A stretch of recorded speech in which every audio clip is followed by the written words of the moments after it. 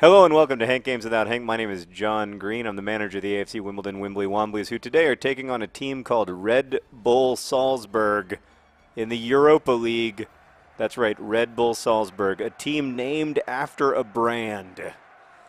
It's modern football, ladies and gentlemen, but we stand against modern football. We're a team owned by our fans, owned by the community of Wimbledon. We're out of South London.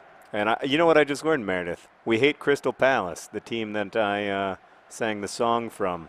That did not please actual AFC Wimbledon supporters one little bit, including people from the official AFC Wimbledon Twitter and YouTube channel who were not pleased. So I apologize, Wimbledon supporters, for briefly saying something nice about Crystal Palace, our hated enemy. As you can see, we're currently second in the Euro League, which means that we actually have a chance to get out of the group stage because Porto got this red card and we came back from 1-0 down. So I'm starting our best club in an attempt to do that.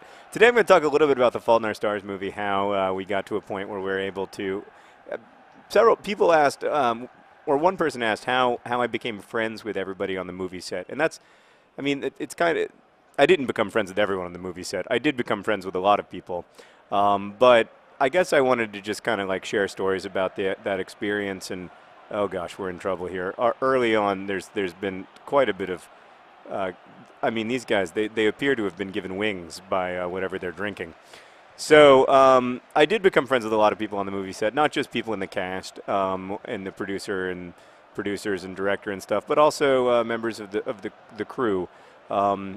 There's a lot of people who work on a movie set. I kind of understood that from looking at the credits on a movie, but I didn't really understand it until I was on the set of the Fault in Our Stars movie, and I realized that all of these people have very important jobs and that the movie really doesn't happen without everybody kind of getting together and working together. That's a great ball. Oh, John Green gave it his all, but it wasn't enough. For example, I became good friends with Deb, the woman who does the slate. She appeared in a Vlogbrothers video actually on this topic.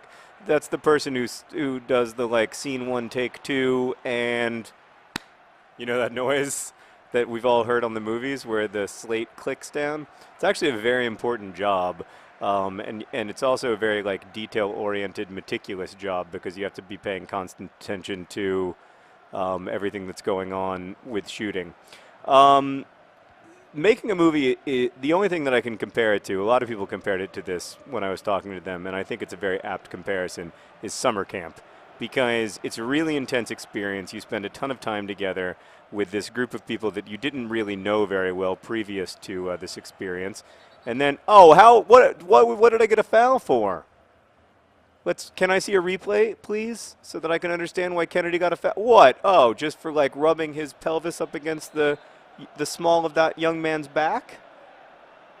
I don't You know what? The rules in soccer are just completely unfair. If you can't just, it's not humping exactly. It was more, I would say it was more innocuous than a full-on hump. But anyway, I think it's like summer camp, and, you're having this incredibly intense experience where you're working very hard. I mean, the people who worked on the movie often were working 60 or 70 hours a week, getting up very early, staying up very late. You're socializing together after the shoot. So, even though, I don't think everybody on the movie except for me worked very hard. I did nothing. But I honestly don't think, while we associate their work with glamour, I don't think anyone works harder than actors. They just have to be on constantly, and there's so much pressure on them to deliver in the moment when the light is right, when all the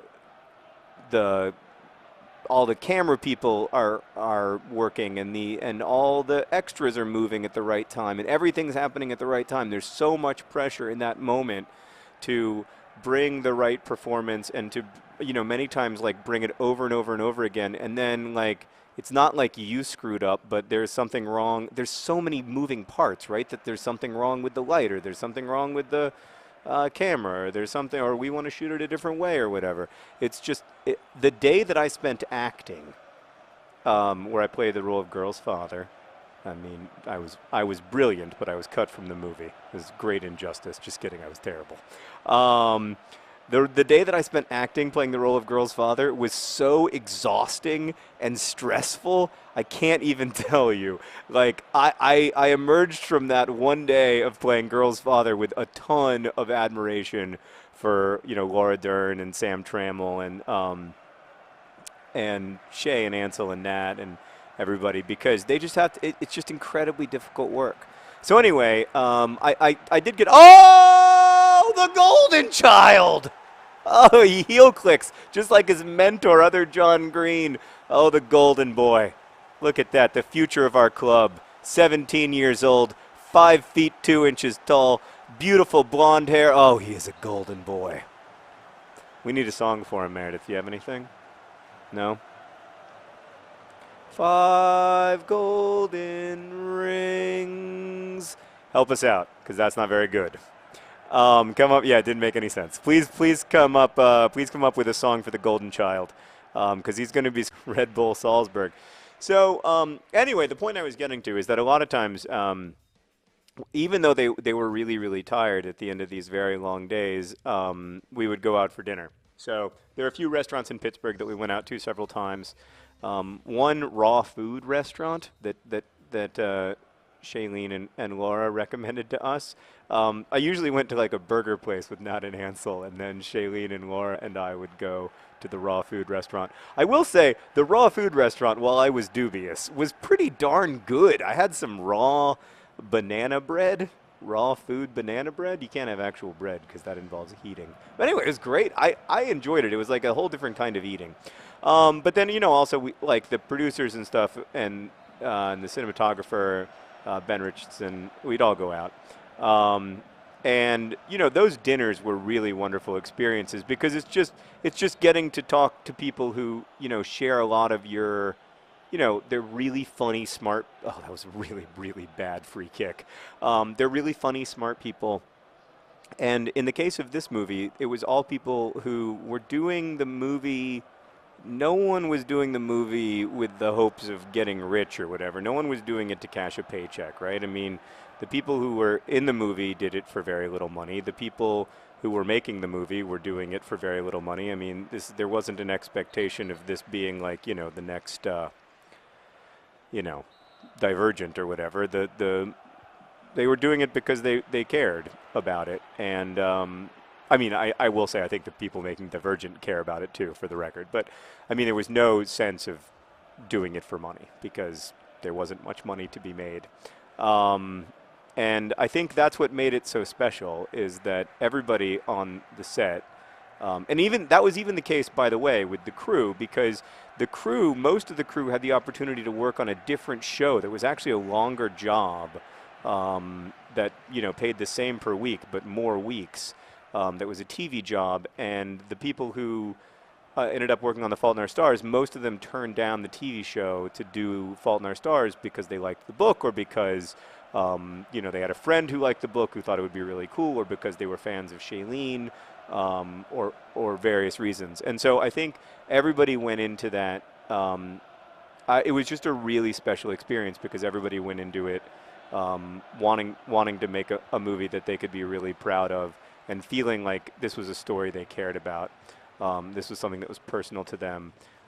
So from, you know, the Teamsters working on the movie to the cast, I think they all were in it from that same perspective, and that made it really fun for me.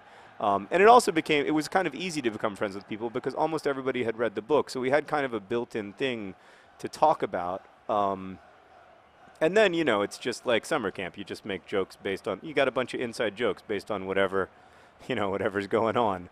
Like the #1 inside joke was on my day of acting, my brilliant day of acting cut from the movie. Girl's father, one hell of a role, and you know how there's that line, there are no small actors, only small parts or whatever? I am a small actor. The golden child trying to score again. He loves this game. He loves playing Austrian teams. It's his dream. Maybe he's Austrian? I don't know. I haven't actually done much investigation into his life. I just run him really hard at practice every day. Anyway, The day that I acted, Josh Boone, after one of my takes, said that was perfectly adequate. And then after another of my takes, he said to me, yes, that was totally usable. So those are his 2 reviews of my acting, the director of the movie. Perfectly adequate and totally usable. We got a lot of mileage out of that. He was nicer to the real actors. But to be fair, they were better at acting. Oh, ball John Green! Oh, it's a good save from the keeper. Ball John Green. Loves his club. Loves Wimbledon. Loves the fans who pay his bills. Oh, I love it. It's great to see. Good to see that strong use of his foot. All right, we got a corner kick here. Let's see how it goes. Who's going to take it? Frankenstein? I like it. Oh, who's there? Who's there? Who's there? Who's there? Oh, it's Mora! Oh, and he does the other John Green mustache while other John Green mustache while other John Green points at him. Oh, it's Mora. Mora the same. He loves to score. Is that his first goal as a Wimbly Wombly? I think it is. He has beautiful hair, by the way. Handsome guy. Let's see if we can get one more look. Mora puts us up 2-0 at home. Oh, are we going to the knockout rounds of the Europa League? That would be banana pants. Oh, we scored once at the end of the first half, once at the end of the second half, and look at us now. Here we are. Professional skill level. That's a nice pass. That's a nice pass. No, it didn't come. Didn't work out, but I liked it. I liked it in principle a lot. And by the way, solid stalwart defense today. We had one, oh gosh, just as I say that, one legit, oh, that was Mora again with a fantastic job. We had one difficult moment that Seb Brown saved for us because that's what he does for a living, literally. But yeah.